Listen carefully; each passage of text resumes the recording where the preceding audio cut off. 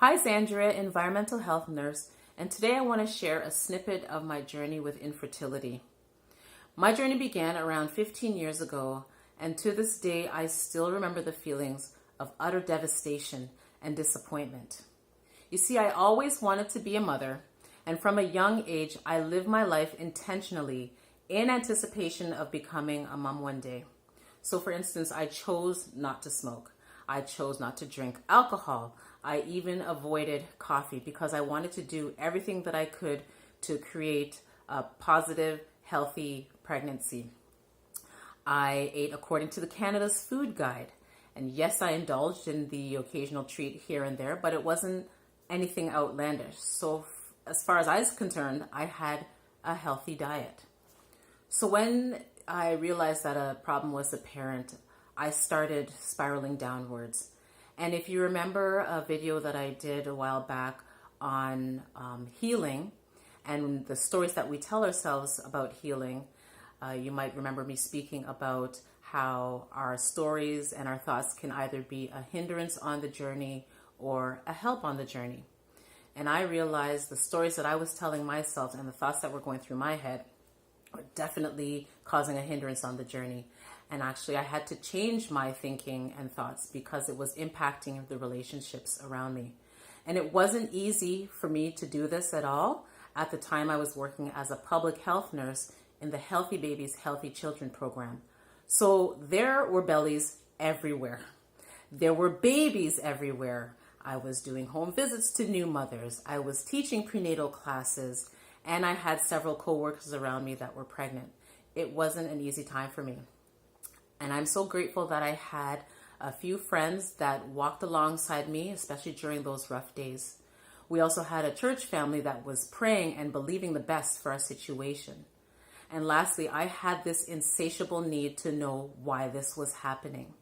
I had the reports from the labs and all the diagnostic tests that were done, and there was a poor prognosis for our situation.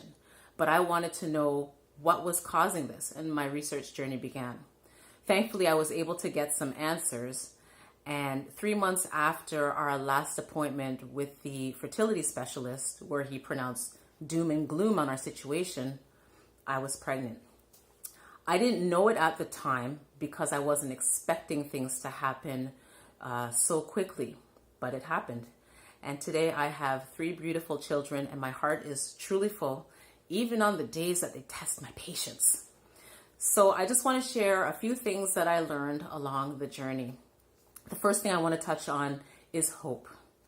And hope is critical, especially when you're getting negative news from doctors, from well-meaning friends. It's so important to still have hope for what looks like an impossible situation. I remember having a conversation with my mom. I was reviewing the latest lab tests that we had received, and there was some marginal improvement in some of the numbers, but nothing to get remotely excited or encouraged about. And I remember my mother telling me, Andrea, that number represents hope. And I held on to that in that time. So very important to surround yourself with people that will hope for you and encourage you during that time. The second thing I want to touch on is the home environment. Now, my family doctor was awesome. She's had connections to the university and to the teaching hospitals. So we had the best doctors involved. We were attending the best clinics. We had all the tests done, but nowhere during that investigative time was the home environment assessed. Not once did anyone ask us, what foods are you bringing into your home? Or what foods are you not bringing into your home? What personal care products are you bringing into your home? Where do you carry your cell phone? These are all things that affect fertility. For some people might be okay with it, but for some it can be a real problem. So those questions need to be asked and taken into serious consideration. The last thing I want to do is share some resources with you. Back in 2009, the CBC put out a documentary called The Disappearing Male.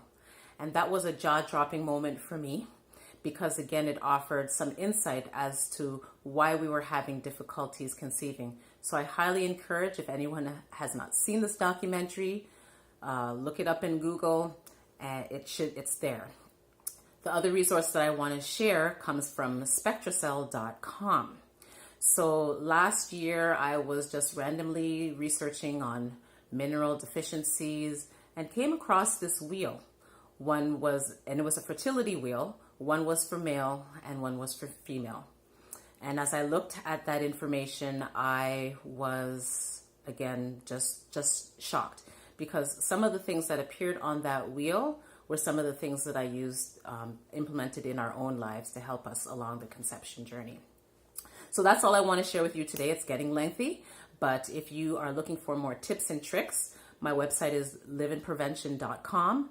My social media is at liveinprevention, and I am on Facebook and Instagram, and I share a lot of tips and tricks on things that you can do to help you along with this particular journey.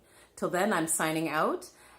Share with somebody who may be needing this information, and I look forward to seeing you in the next video. Take care.